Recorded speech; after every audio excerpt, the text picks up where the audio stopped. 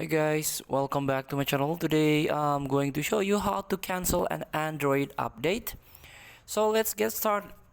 So there is an update on your Android, of course. If you try to open your settings, you can scroll down at the bottom. There's a software update. Here checking for updates.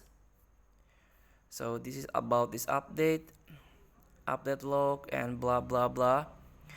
For example, updating the system will not delete or modify your data. If you encounter any problem when use the new version, please contact customer service. And update package will be delayed after install.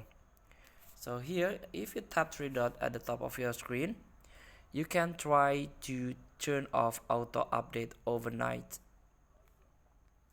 And of course, the auto download is based on your preferences, but I can disable. You can turn off the auto download. And this is the trial version, like beta version. If your phone, if you're a manufacturer doesn't have this option, during updates you can try to hard reset your phone to cancel download or installations. So feel free to try. Thank you for watching. Don't forget to comment, like, and subscribe, and also click the text button below. See you in the next video.